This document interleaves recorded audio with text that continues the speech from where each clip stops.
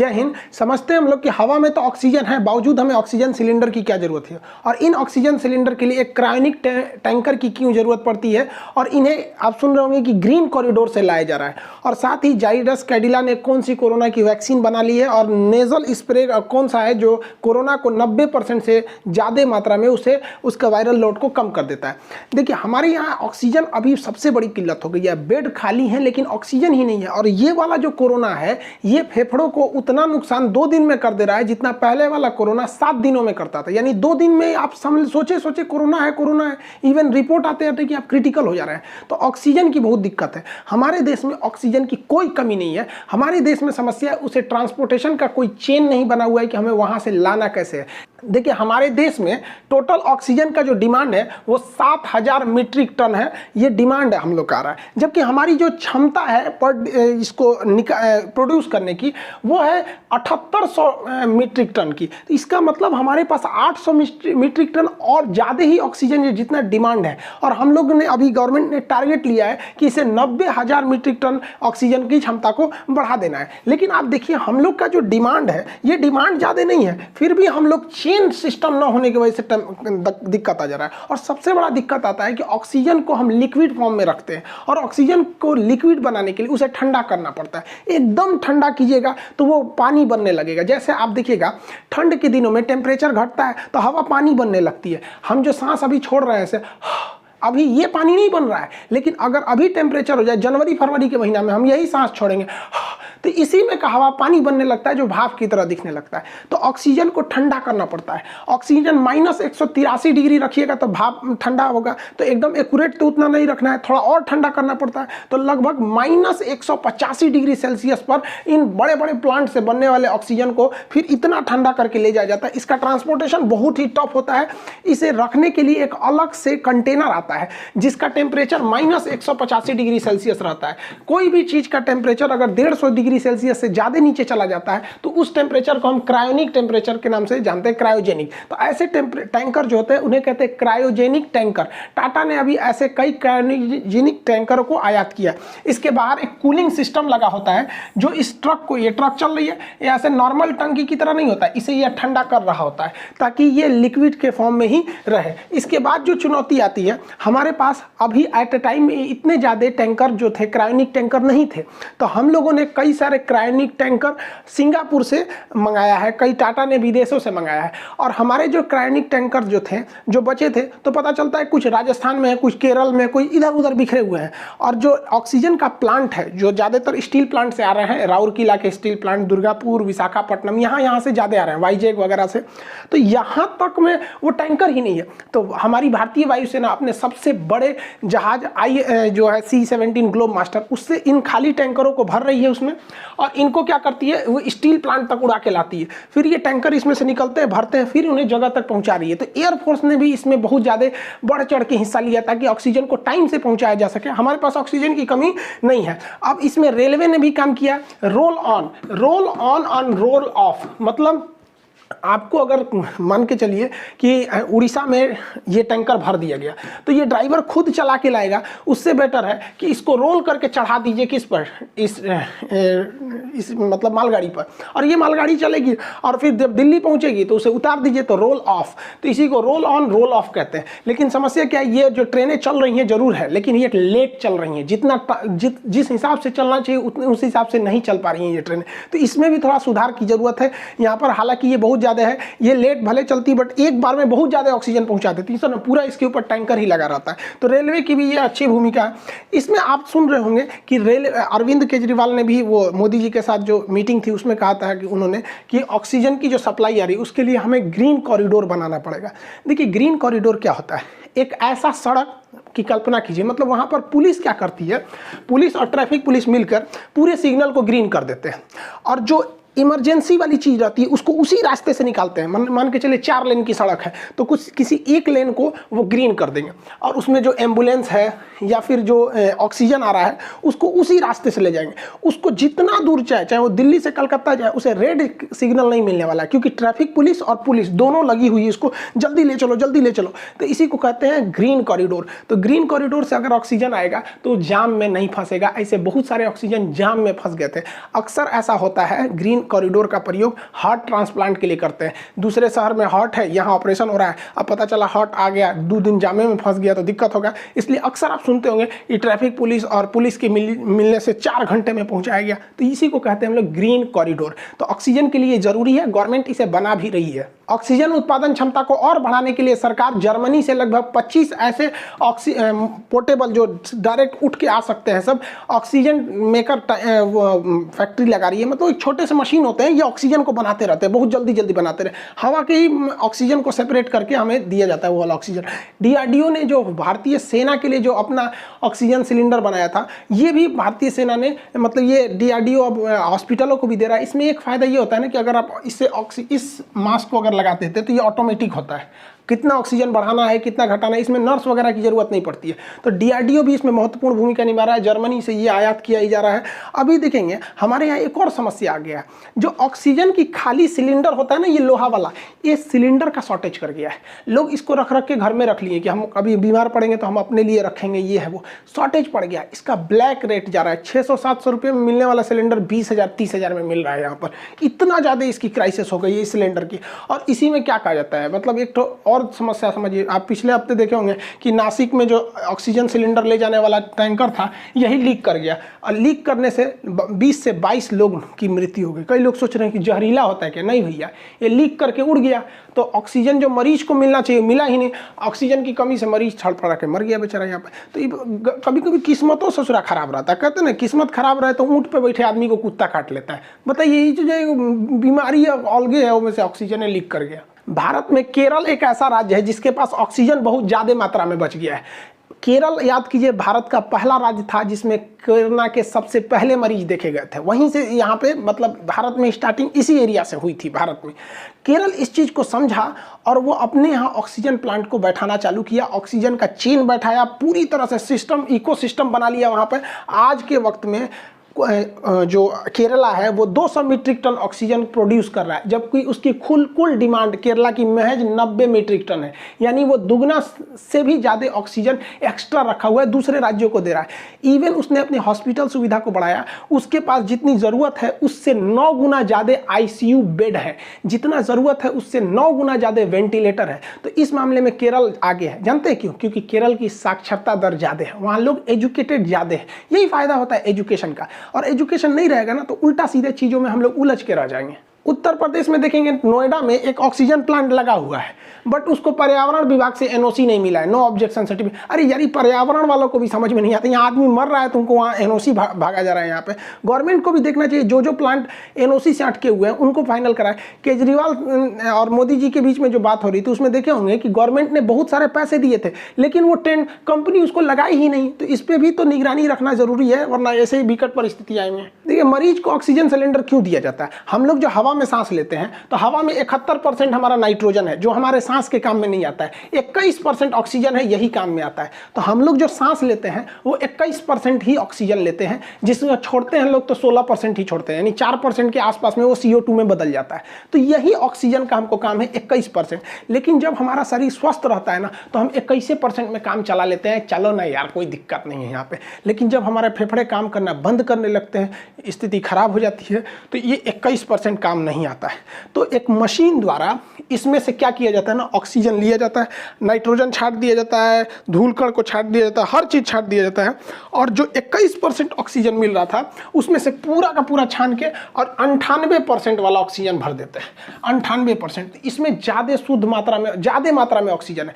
अब वही हवा में, खुले हवा में सांस ले रहे हैं तो कितना, 21% के आसपास में ऑक्सीजन जाएगा आपका, और वही ऑक्सीजन सिलेंडर में सांस लेंगे तो 98% जाएगा। तो सोचिए, ये एक ऐसे समझिए, इस चाय में कम चीनी मिली है, इस चाय में ज़्यादा चीनी मिली है, इस तरह से आप समझिए यहाँ पे। तो ये क्या है कि पेशेंट मरीज भी है ना तो उसको 98% मिल रहा है तो काम चल जाता है उसका। ये ऑक्सीजन सिलेंडर, ये इसी वजह से मरीजों में इसकी डिमांड ज़्यादा बढ़ जाती है। ऑक्सीजन का लेवल जब आप पल्स ऑक्सीमीटर से नापते हैं और आपका ऑक्सीजन लेवल अगर 94 से नीचे जाता है, 94% से नीचे, तो आपका ऑक्सीजन ऑक्सीजन की ज़रूरत होती है, लेकिन ऐसा नहीं है कि 92 या 90 आ गया तुरंत आप ऑक्सीजन पे बैठिए। इसके लिए प्रोन पोजीशन का यूज़ कर सकते हैं। प्रोनिंग पोजीशन बहुत पहले से चलता आ रहा है। देखिए हमारे फेफड़ों के जो बीच के हिस्सा होता है वो काम नहीं करता है जनरली, वो ऐसे एक्स्ट्रा में पड़ा रहता है, लेकिन जब हम प्रोन पोजीशन पे करते हैं तो उस पर लोड पड़ता है और वो भी काम करने लगता है। इसके लिए क्या करना चाहिए, इंसान को उल्टा लेट जाना चाहिए और सीने के पास तकिया लगा लेना चाहिए। देखिए ये लेटा है, सीना के पास तकिया लगा दीजिए, आधा घंटा तक ऐसे करना चाहिए। इसके टोटल 4 स्टेप होते हैं।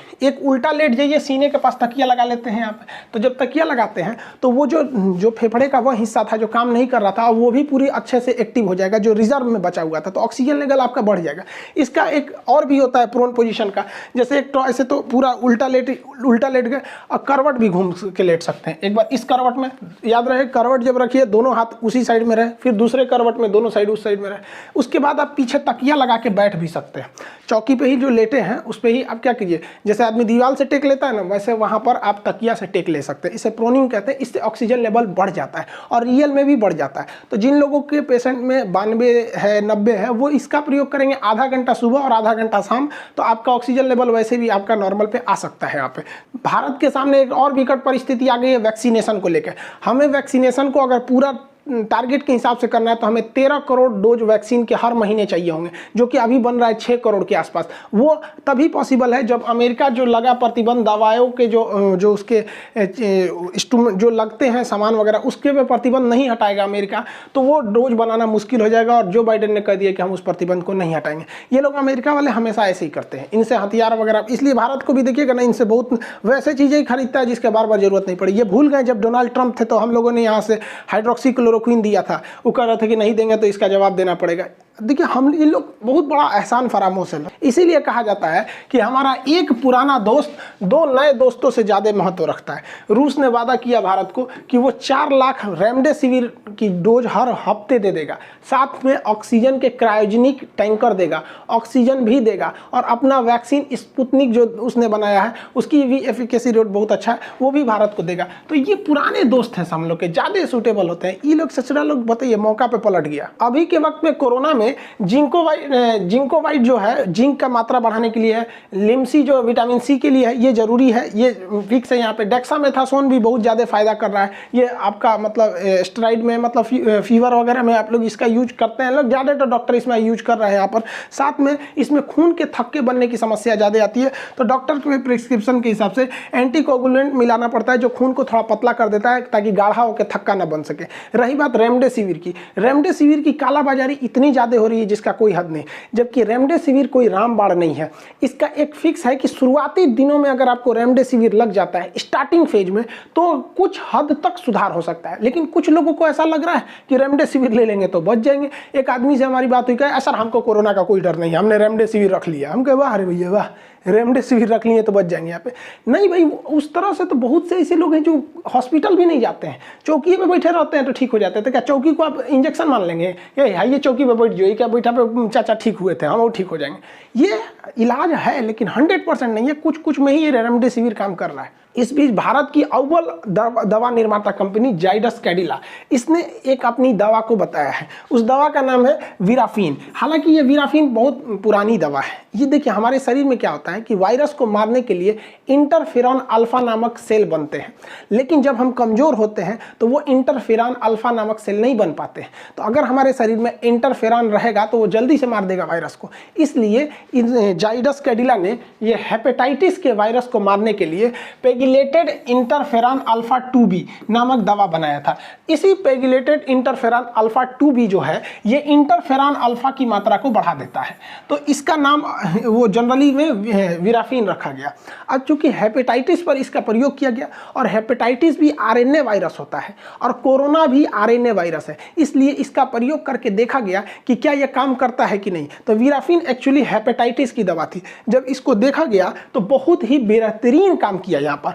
पेगिलेटेड इंटरफेरॉन अल्फा 2b का ये फार्मूला होता है यहाँ पर, समझा गया, बहुत बेहतरीन काम किया। 1 हफ्ते में नेगेटिव कर दिया कोरोना से। तो भारत सरकार इसे इमरजेंसी अप्रूवल दे दिया है कि अब इसका भी प्रयोग कर सकते हैं, लेकिन ये प्रयोग हॉस्पिटल में ही होगा, पर्सनल किसी को नहीं दिया जाएगा। कोरोना से लड़ने के लिए कनाडा की कंपनी जो थी, सैनिटाइजर थे, उसने ना, कंपनी का नाम था, उसने एक नोजल ये स्प्रे बनाया। इस स्प्रे को करने से 7 दिन के अंदर अंदर कोरोना क्या हो रहा है, उसका लोड घट के 0 तक आ जा रहा है। 99% इसका है। ये बहुत शानदार काम कर रहा है और इसे लेने के लिए किसी डॉक्टर की ज़रूरत नहीं है। नॉर्मल इसमें लगा है, इसको दबाइएगा तो स्प्रे का, कैसे सैनिटाइजर में दबाते हैं तो फेंक देता है वहाँ पे, तो नॉर्मल लगा के इसको करके प्रयोग किया जा सकता है। हालांकि ये बहुत बेहतरीन सक्सेस हुआ है कनाडा में। हालांकि इसका कई जगह मान्यता भी मिल गया है, ब्रिटेन हो गया, इजराइल हो गया, इसे मान्यता दे दिया है। तो भारत सरकार को भी इसे देना चाहिए। देखिए ब्रिटेन भी तो पागल है नहीं जो इसे मान्यता दे देगा फालतू में। इजराइल हम लोग से बहुत टेक्नोलॉजी में आगे, उसने जब मान्यता दिया है तो मतलब इसमें कुछ है। और दूसरा, अगर मान के चलिए कि ये उतना काम नहीं भी करेगा तो कौन सा हम इसको ब्लड में दे रहे हैं, ससुरा नकिए में न दे रहे हैं, बहुत ज़्यादा नुकसान नहीं करेगा। तो क्रीम पाउडर ये सब जो बाहर से चीज़ लगते हैं उतना नुकसान नहीं देते हैं। तो भारत सरकार भी इस पर ये अप्रूवल के लिए दे रहा है। हालांकि ये पार्टनर खोज रहा है भारत में, और जैसे पार्टनर मिल जाएगा भारत सरकार के DGC जो है, drug controller general of India, वो परमिशन दे देंगे तो हो जाएगा। तो इसी तरह का नोजल भारत बायोटेक भी बना रहा है और सीरम इंस्टीट्यूट ऑफ इंडिया भी बना रही है। लेकिन अभी ये लोग स्टार्ट किए हैं, जुलाई अगस्त तक जाएगा, तब तक कोरोना का पीक आएगा मई के बीच में। तो ये इससे इमरजेंसी अप्रूवल मिलेगा तो एक राहत की सांस लेंगे हम लोग। 2 देश ऐसे भी हैं जो कोरोना मुक्त हो चुके हैं, एक आपका इजराइल हो गया, दूसरा यहाँ पे आपका न्यूजीलैंड हो गया। ये लगभग कोरोना से मुक्त हो चुके हैं। हालांकि अब जिस हिसाब से चल रहा है, कोरोना की वैक्सीन भी आ गई, जाइडस कैडिला की विराफिन दवा भी है और नोजल स्प्रे भी है। इस तरह से कोरोना का खात्मा ज़्यादा मतलब लग रहा है कि हाँ कुछ नई किरण की नई उम्मीद जगी है। कुछ लोग अभी भी वैक्सीन से डर रहे हैं। ऐसे लोगों को क्या करें, देखिए बीड़ी, सिगरेट, गुटखा, पान, इस सब पे लिखा रहता है यह मौत का कारण है, लेकिन फिर भी लोग उसको खाते हैं। और वैक्सीन पे लिखा है कि आपकी ज़िंदगी बचा सकती है, लेकिन फिर भी इससे लोग डर रहे हैं। वाह रे वाह, यही तो है हमारे यहाँ गुटखा का प्रचलन। बोलो जुबां केसरी, मरो ससुरे तू नहीं जुबां केसरी। यहाँ बोलो के वैक्सीन लगाएंगे हम, तो ना जुबां केसरी करिए, केसरी जुबां। इसे बताइए, गुटखा से लोग नहीं डरते हैं। हजारों लोगों की जान लेता है शराब, गुटखा, पान, बीड़ी, लेकिन ना वैक्सीने से इन लोग को ज़्यादा डर लगता है। देखिए आप सब लोग को एक बात बताते हैं, एकदम ध्यान से समझिएगा। 15 मई तक, 15 से 20 मई मान के चलिए, 20 मई तक अगर आप अपने आप को कोरोना से बचा लेते हैं तो आपके बचने की संभावना बहुत ज़्यादा हो जाती है, क्योंकि गवर्नमेंट हर उस सिस्टम को अब ठीक कर रही है। लेकिन इस सिस्टम को ठीक करने में 15 से 20 दिन का समय लगेगा। और अगर अभी आप जाके हॉस्पिटल में एडमिट होते हैं ना, तो ना ऑक्सीजन मिलेगा, ना दवाई वाई कुछ ना मिलेगी, सीधे जाएंगे ऊपर यहाँ पे। इसलिए अभी बचने की कोशिश कीजिए, अभी बहुत ज़्यादा रिस्की चल रहा है। 15 से 20 मई तक अगर आप बच गए ना, तो उस समय तक ऑक्सीजन भी अवेलेबल हो जाएगा, हर चीज़ें अवेलेबल हो जाएंगी। नोजल स्प्रे का हो सकता है कि उस समय तक अप्रूवल भी मिल जाए यहाँ पे। लेकिन अगर इधरे लापरवाही कर देंगे ना, तो फिर समझ जाएंगे। जिनको कोरोना हुआ है ना, देखिए कितना भयानक त्राहिमाम मचा हुआ है। लग रहा है शमशान घाट तो लग रहा है जैसे दिवाली है वहाँ पर, इस तरह से हो गया। तो कैसे भी हाथ जोड़ के कह रहे हैं बबू भैया दादा जो है आप लोग, जहाँ बड़ा लोग वही जा रहा, ढेर छटपटैला की जरूरत नहीं है। कई जना के बुझाता कि कोरोना कुछ ना, जिनका जाके देखा हॉस्पिटल में का हाल भइल बा। तो सब लोग को कहते हैं भाई साहब बस 15। वैसे भी आप देखिए, हम अपने चैनल पे कोई भी बात को पूरी तरह से रिसर्च करने के बाद ही बताते हैं, इसलिए बता रहे हैं। नहीं, अगर नहीं सुधरेंगे तो पर डे भारत में 5 से 6 लाख कोरोना के मरीज मिलने लगेंगे। इसलिए थोड़ा दिन और संभल के रहिए। अमीर आदमी को कोरोना से डर लगता है, बेचारा गरीब इंसान को लॉकडाउन से डर लगता है। बेचारा की रोजी रोटी चली जाती है, डेली कमाने वाले हैं लोग, उनका कमाई भी बंद हो जाता है। हालांकि इन अमीरों ने बहुत सारे योगदान भी दिए हैं, चाहे वो वेंटिलेटर हो, ऑक्सीजन के टैंक हो, या अपनी फैक्ट्री से ऑक्सीजन हुआ हो, या बहुत ही मोटे रकम में इन्होंने दान भी दिया है। ऐसा नहीं है कि ये लोग नहीं है, बहुत बेहतरीन। हाँ, वैसे ही लोगों ने दान नहीं दिया जो विदेशी कंपनियां भारत में है, उन लोगों ने पैसा वैसा नहीं दिया है। इसलिए अपने स्वदेशी पर ज़्यादा बल दीजिए। अब सरकार के लिए कुछ सुझाव देखिए। इस कोरोना के विकट परिस्थिति में बहुत सारे प्राइवेट हॉस्पिटल बंद करके भाग गए हैं, मरीज नहीं देख रहे हैं। प्राइवेट हॉस्पिटल बहुत सारे ऐसे हैं, तो गवर्नमेंट को ऐसे प्राइवेट हॉस्पिटलों को अपने अंडर टेकिंग ले लेना चाहिए, उसे ले लेना चाहिए। और जो कोरोना के माइल्ड सिम्टम वाले मरीज हैं, यानी जो खतरनाक नहीं पीड़ित है, जिन्हें नॉर्मली ठीक किया जा सकता है, हल्का फुल्का की ज़रूरत है, तो उन्हें ऐसे प्राइवेट हॉस्पिटलों में भर देना चाहिए। इससे क्या होगा कि सरकार के जो कोविड हॉस्पिटल है, जो सरकारी हॉस्पिटल है, उस पर जो बेहतरीन डॉक्टर लगे हैं, बेहतरीन इंफ्रास्ट्रक्चर लगा हुआ है, ऑक्सीजन लगा हुआ है, वो उनको भी लगा है जो सीरियस हैं, उनको भी लगा है जो सीरियस नहीं है।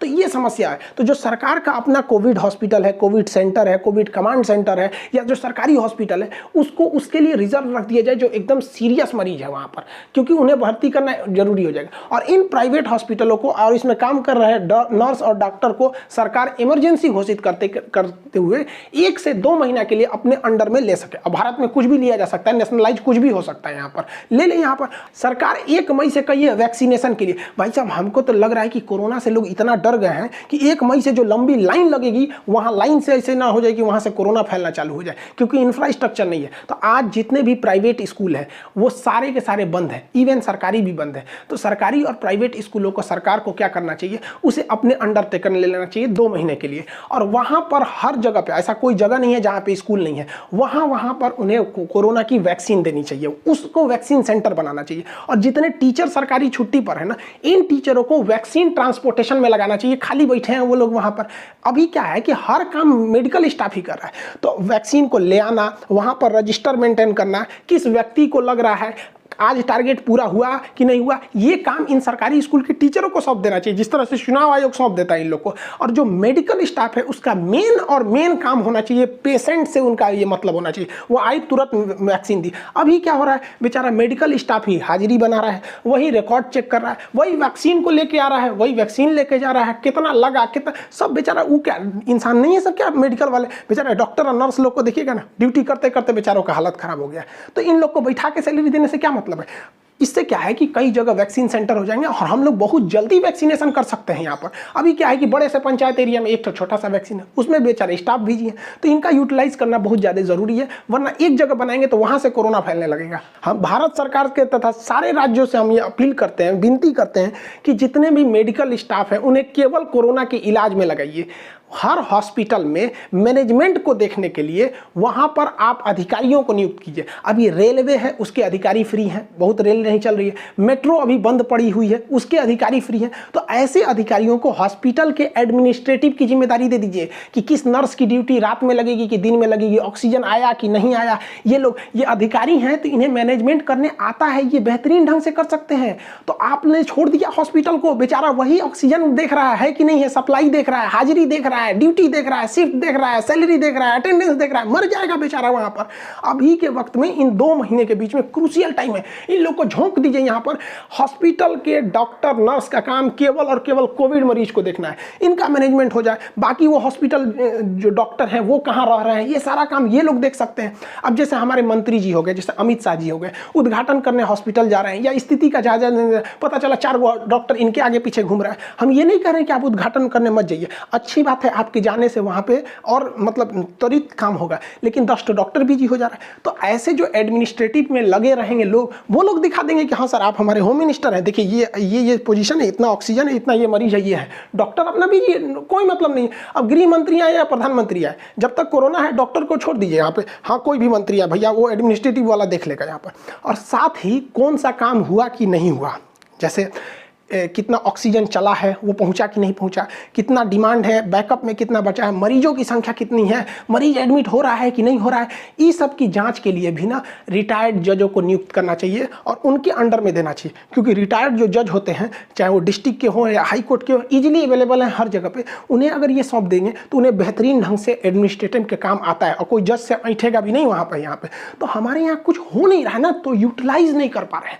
और इसको समझने में हमारे हाथ जोड़ के विनती करते हैं, सरकार बात मान लीजिए। आप लोग बहुत सारे बात मान लेते हैं, हमारे लिए भी देश पे एहसान होगा अगर ये बात मान लेते हैं। तो इस चेन को बनाने में 10 से 15 दिन लग जाएगा, इसलिए आप लोग संभाल के रखिए, कैसे भी 10 से 15 मई तक आप लोग अपने आप को बचा के रखिए, नहीं तो बहुत दिक्कत हो जाएगा।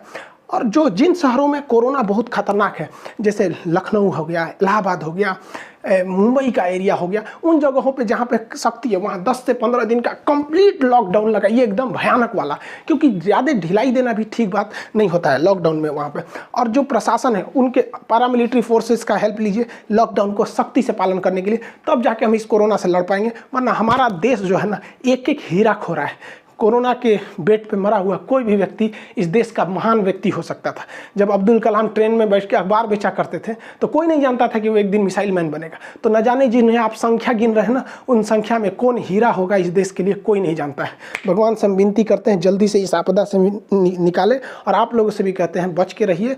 हम और आप मास्क वगैरह जरूर लगाएं, जो नियम है उसका पालन करें। मिलेंगे नेक्स्ट क्लास में। जय हिंद।